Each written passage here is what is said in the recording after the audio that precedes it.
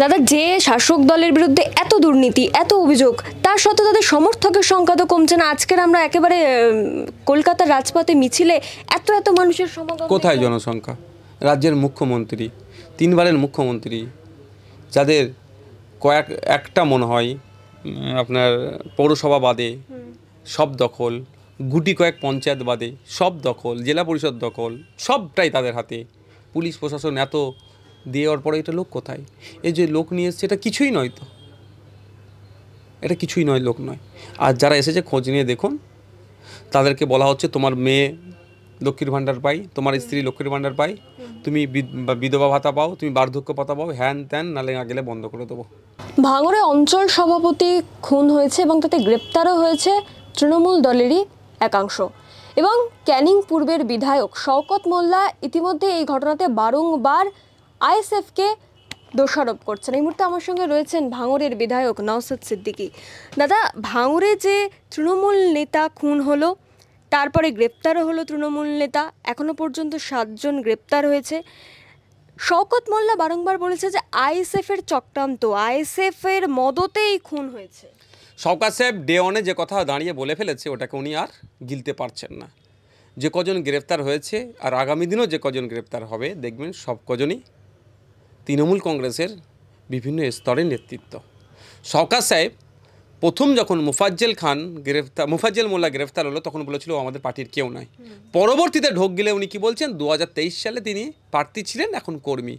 শুধু কর্মী না, আমি ওনাকে দায়িত্ব নিয়ে বলছি, শওকত সাহেবের উনি খুব ঘনিষ্ঠ। কারণ শওকত সাহেব ভাঙড়ে বিধানসভাতে হিংসা ছড়ানোর জন্য বেশ কিছু তার দলের কর্মীদের নিয়ে একটা মিটিং করেছিল, যেখানে যে অডিটোরিয়ামে করেছিল। মুফাজ্জল মোল্লার এত গুরুত্বপূর্ণ একজন ওই টিমের সদস্য, স্টেজ থেকে যে চেয়ারগুলো সামনে বিছানো ছিল, সেকেন্ড রোতে তার জায়গা হয়ে গিয়েছিল। সেই ভিডিও চাইলে আপনাকে দিতে পারবো, ছবি চাইলে আমি দিতে পারবো। তাহলে তাকে এখন সে চিনতে পারছে না, সেও নাকি এখন আইএসএফ হয়ে গেছে। তো প্রায় 5 টাইম সিনের ভিডিওতেও তো হ্যাঁ, যেখানে প্লেস অফ অকারেন্স বলে আইনি ভাষায়, যে জায়গায় এই ইনসিডেন্টটা হয়েছে, শওকত মোল্লা সাহেবের সব থেকে কাছে যে ব্যক্তিটি দাঁড়িয়েছিল তার নাম হচ্ছে মুফাজ্জল মোল্লা। তারপরেও সে নাকি তার দলের কেউ নয়। যখন আমরা সারা বাংলা ভাষায় বুঝতে পারছি, বা যে খবরটা যেখানে যেখানে ছড়িয়েছে, সবাই আমরা দেখছি যে ওটা তৃণমূলের ঘনিষ্ঠ। শওকত সাহেবের নজরে ও আইএসএফ। আগামী দিনে যদি এই খুনের জন্য শওকত সাহেবকে যদি অ্যারেস্ট করে, তখন হয়তো শওকত সাহেব বলতে পারে আমি তৃণমূলের বিধায়ক নয়, আমি আইএসএফের বিধায়ক। কারণ আইএসএফকে কালিমা লিপ্ত করতে হবে। আইএসএফ খুন হিংসা এর রাজনীতি করে না। আইএসএফ সমাজ ব্যবস্থা পরিবর্তনের রাজনীতি করে, ক্ষমতা দখল আমাদের ইচ্ছে নয়। তা আমাদের মূল লক্ষ্য হচ্ছে এই হিংসা, বিদ্বেষ, মারামারি ভাঙড় থেকে বন্ধ করা। সুতরাং কাঁটা দিয়ে কাঁটা তুল্লা গেলেও দুর্গন্ধ দিয়ে দুর্গন্ধ ঢাকা যায় না। আমরা এই রাজনীতিতে বিশ্বাসী করি না যে কাউকে খুন করে ওই জায়গাতে পৌঁছাতে হবে। বরঞ্চ আমরা সৌজন্যতা রাজনীতি করি। আপনি ওই রাজ্জাক খাঁর পরিবারের বক্তব্য শুনেছেন তো, আইএসএফের সাথে ওর বুথ স্তরে বা ওর সাথে রাজনৈতিক সম্পর্ক, সৌজন্যতার সম্পর্ক ছিল রাজ্জাক খাঁর সাথে। এটা তো অকপটে স্বীকার করেছে। তারপরেও শওকত সাহেব এখন আইএসএফকে দেখে দিতে চাইছে। তবে একটা কথা বলবো, শওকত সাহেবের এই অ্যাক্টিভিটি যেমন পুলিশ প্রশাসন দেখছে, নিশ্চিতভাবে মমতা ব্যানার্জি মহাশয়া, সুব্রত বক্সী মহাশয়, দলের second in command Abhishek Banerjee মহাশয় কিন্তু লক্ষ্য রাখছেন যে তার দলের কর্মীরা খুন হচ্ছে। শওকত ঘনিষ্ঠ নেতা খুন হলো, আবার শওকত ঘনিষ্ঠ নেতা গ্রেফতার হলো। সুতরাং ডাল মে কুছ কালা হয়, নিশ্চিতভাবে আগামী দিনও এর ব্যবস্থা নেবে তারা দলগতভাবে। শওকত মোল্লা তো বলছেন যারা যারা এখনো পর্যন্ত গ্রেপ্তার হয়েছে তাদের মধ্যে নাকি আইএসএফ-এর লোকজন রয়েছে। দেখুন, যদি আপনাকে বলে, তাহলে আমার সাথে ডিবেটে বসাতে হবে। ওনার ডিবেটে বসে ব্যবস্থা করুন। আমি আপনাকে বলছি এতটুকুই একটা কথা, যে শওকত সাহেবের ওই দিনকের ভিডিও ফুটেজটা রাখবেন। যেমন ঠিক যে অ্যারেস্ট হয়েছে সে সব থেকে কাছে ছিল, জাস্ট পেছনেই ওনার দাঁড়িয়েছিলেন। ঠিক right side, left side, front side, back সাইডে হয়তো আগামী দিনে সঠিক তদন্ত করলে গ্রেফতার হবে। এবং এটাও বলে রাখছি, ওই সারাউন্ডিং যারা ছিল বিভিন্ন সময় শওকত সাহেবের কাছে ওদেরকে আমরা দেখতে পাই। ইদানিংকালে দেখবেন ওদের অনেকেই শওকত সাহেবের কাছে আর দেখতে পাচ্ছে না। দুটো কারণ হতে পারে। একটা হচ্ছে ভয়ে তারা সরে গেছে। যদি আব্দুর রাজ্জাক খাঁকে খুন করতে শওকত ঘনিষ্ঠ আব্দুর রাজ্জাক খাঁ খুন হচ্ছে, শওকত ঘনিষ্ঠ মুফাজ্জল মোল্লা অ্যারেস্ট হচ্ছে, তাহলে আমিও শওকত ঘনিষ্ঠ, আমি খুন হয়ে যেতে পারি, এই ভয় হতে পারে। আর একটা হতে পারে ভয়, যে যদি মুফাজ্জেল মোল্লাকে চেষ্টা করার পরও গ্রেফতারি আটকাতে পারলো না, আমি এতে ইনভলভ, আমাকে খুন করে দিতে পারে, এই আমি গ্রেফতার হয়ে যেতে পারি। আর 3 নম্বর হতে পারে, যেমন আমরা এখন মুফাজ্জেলকে নিয়ে শওকতদেরকে আমরা টিপ্পিনি কাটছি যে খুনি তোমার পেছনে দাঁড়িয়েছিল, তুমি নাটক করছো এখন, তাহলে আগামী দিনে শওকত সাহেব দেখছি যে আমার পাশে যাদেরকে নিয়ে ঘুরছি তাদের মধ্যে নিশ্চিতভাবে আছে, আমি বলছি তদন্ত সঠিক হলে বেরোবে, তাহলে আবার প্রশ্নের সম্মুখীন হতে হবে। এখন থেকে ওই জন্য ঝেড়ে দিচ্ছে, তাহলে ঝেড়ে দিচ্ছে মিনস ঝেড়ে ফেলছে, তাকে সরিয়ে দিচ্ছে, তাহলে 3টে কারণ হতে পারে। এটা তদন্ত হোক। সায়নী ঘোষ বলছেন এখন এটা দোষারোপ করার সময় নয়। তাহলে কি করার সময়? বাড়িতে গিয়ে ছবি তুলবে ফ্যামিলির সাথে, এরকম আমি এসেছি, এটা it is a peak time. তিনি বলছেন এই ঘটনায় যারা পরোক্ষভাবে জড়িয়ে রয়েছে তাদেরও খুঁজে বের করা উচিত, শুধু মাস্টার মাইন্ডকে ধরে। তাহলে তো শওকত সাহেবকে বলে গেলেন নাকি? পরোক্ষভাবে যুক্ত? কাকে বললেন? বলতে বলুন না। কারণ হচ্ছে মুফাজ্জেল মোল্লাটা কে, কার ছত্রছায়া ইদানিংকালে থাকতো, আর যারা ভাঙড়ের তৃণমূলের নেতাগুলো গ্রেফতার হয়েছে কোন লবিতে থাকতো?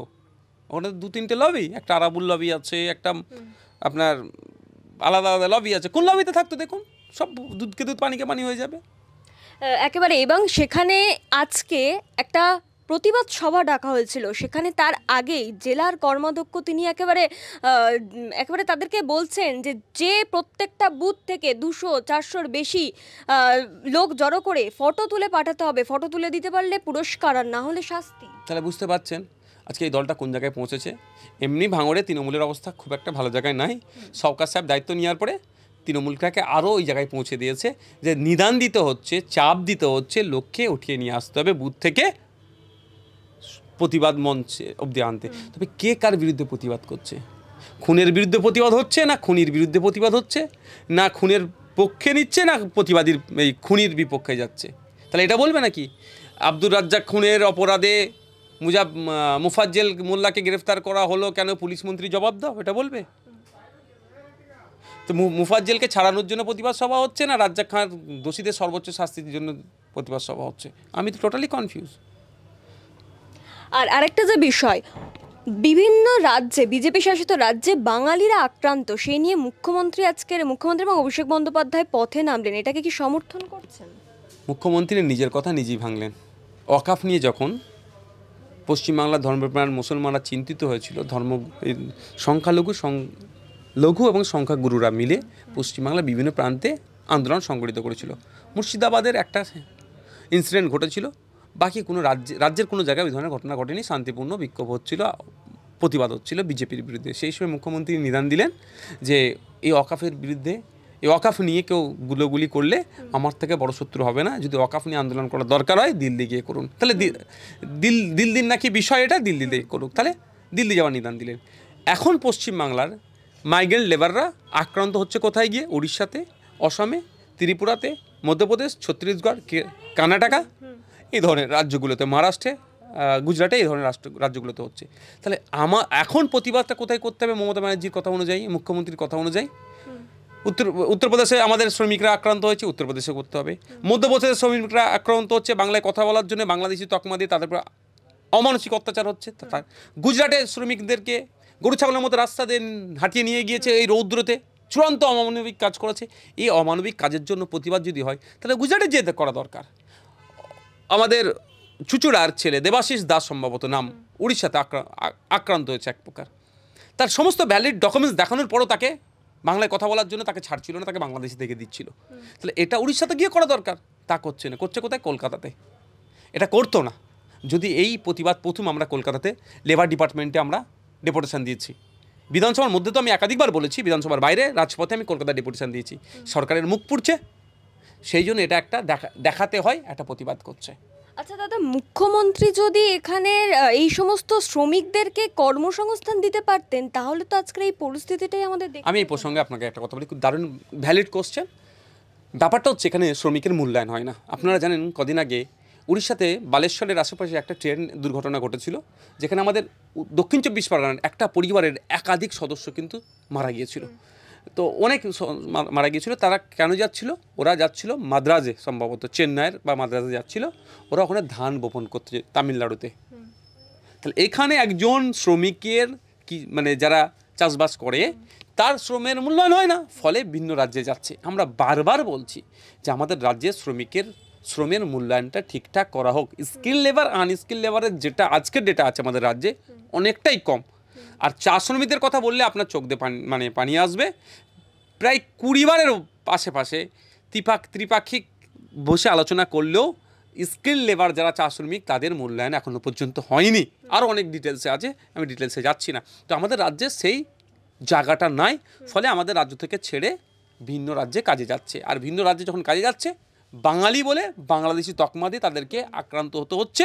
সেই আপনার হরিয়ানাতে সাবির মল্লিক বলতে পারেন, বা মহারাষ্ট্রে সোমনাথ দেবনাথ বলতে পারেন, বা আরও যারা আছে বিভিন্ন আক্রান্ত হচ্ছে। কেউ কাউকে প্রাণে মেরে দিচ্ছে, তো কাউকে শারীরিকভাবে নির্যাতন হচ্ছে, তো কাউকে মানসিকভাবে নির্যাতন করছে।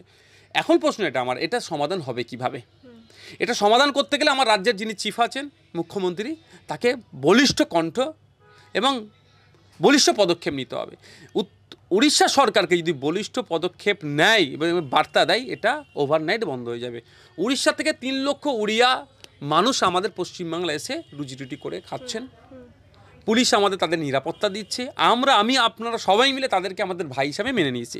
আর আমাদের পশ্চিমবাংলা থেকে ওই দেবাশিস দাসের মতো মানুষজন গিয়ে 30,000 মানুষ উড়িষ্যাতে কাজ করছে। অত অসুবিধা কেন? অসুবিধা কেন? তাহলে আমার রাজ্য সরকার যদি বলে, যদি আমার 30,000 মানুষকে তুমি নিয়ে সহ্য করতে পারছো না, আমি 30,000 ফিরিয়ে নেব। আপনাকে উড়িষ্যার 3 লাখকে কিন্তু ফিরিয়ে দিতে হবে। যদি আমি ফিরিয়ে দেওয়ার পক্ষে নয়, আমি কিন্তু এটা বলছি, কারণ সংবিধানের আমাকে রাইট অফ মুভমেন্ট বলেছে। ফ্রিডম অফ মুভমেন্টের কথা যেখানে বলা আছে, সংরক্ষিত এলাকা ছাড়া যে কোনো জায়গায় যেতে পারে, ব্যবসা বাণিজ্য করতে পারবে না, এই ধরনের সংবিধানের কোনো জায়গায় লেখা নেই। জাস্ট শুধুমাত্র সংরক্ষিত এলাকা ছাড়া বসবাস থেকে শুরু করে ব্যবসা বাণিজ্য চলাফেরার স্বাধীনতা আছে। সুতরাং আমি ফিরিয়ে দাও এর পক্ষে নয়। কিন্তু আমার রাজ্য সরকার তো প্রেশার বিল্ড আপ করতে পারে, বা ওই আমার রাজ্যের মানুষ ওখানে গিয়েছে, সংবিধানের 131 আর্টিকেলকে সামনে রেখে উড়িষ্যা সরকারের বিরুদ্ধে তো মামলা করতে পারে সুপ্রিম কোর্টে, যে উড়িষ্যার সরকারকে বারবার আমি বলছি, তা উড়িষ্যাতে আমার বাঙালি আক্রমণ হচ্ছে। গুজরাটকে বারবার বলছি, গুজরাটে বাঙালি আক্রমণ হচ্ছে। মহারাষ্ট্র সরকারকে বারবার বলছি, মহারাষ্ট্রে আমাদের বাঙালি শ্রমিক আক্রান্ত হচ্ছে। তাহলে এই সরকারগুলোর বিরুদ্ধে আর্টিকেল 131কে সামনে রেখে মামলা করা যায়। তাও কিন্তু করছে না। শুধুমাত্র কলকাতায় একটা কলেজ স্কোয়ার থেকে ডরিনা ক্রসিং পর্যন্ত হেঁটে দিলে পরিযায়ী শ্রমিকদের দুর্দশা ঘুচবে না। পরিযায়ী শ্রমিকদের জন্য দুর্দশা ঘুচাতে গেলে মুখ্যমন্ত্রী মমতা ব্যানার্জি এখন যে চেয়ারটায় বসে আছে, যে মুখ্যমন্ত্রীর চেয়ার, এই চেয়ারটা যথেষ্ট সম্মানীয়, যথেষ্ট পাওয়ারফুল, ওই চেয়ারের সঠিক ব্যবহার করতে হবে। এই মুখ্যমন্ত্রীর বিরুদ্ধে বা এই রাজ্যের সরকারের যে কলকারখানার কথা আপনি বলেন, পশ্চিমবাংলার কাজে নাই তো, আপনি স্পেশাল ইকোনমিক জোনগুলোতে যান, রাজ্যের বিভিন্ন জায়গাতে যেগুলো স্পেশাল ইকোনমিক জোন ছিল, সেই ইন্ডাস্ট্রি, যে কোনো ইন্ডাস্ট্রি ছিল, কলকারখানা ছিল, দেখুন কোথায় ছোট বড় মিলিয়ে প্রায় পশ্চিমবাংলা থেকে লাস্ট আমি যদি 3 বছর কি 5 বছরের ডেটা বলি, প্রায় 2,500-এর কাছাকাছি কোম্পানি পশ্চিমবাংলা ছেড়ে চলে গিয়েছে। কেন? অত্যন্ত তোলাবাজির কারণে।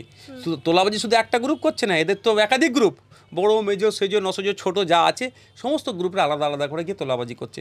ফলে কি হচ্ছে, এখান থেকে কলকারখানা তুলে নিয়ে গিয়ে কোম্পানিরা পড়োশি রাজ্যে এস্টাবলিশ করছে। ডানকুনির কথা বলি, আমার হুগলি জেলায় বাড়ি, ডানকুনির ওপর দিয়ে আমি প্রায় যাতায়াত করি।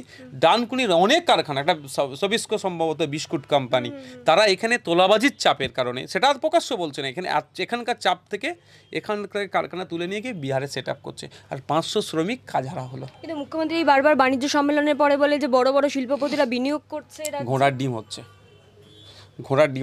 আমরা যে এই হাওয়া বাতাস আমাদের গায়ে লাগে, আমরা ফিল করি, আমরা ধরতে পারি না। ধরার চেষ্টা করলেও আমরা ধরতে পারবো না, ফিল করি হ্যাঁ হাওয়া লাগছে গায়ে।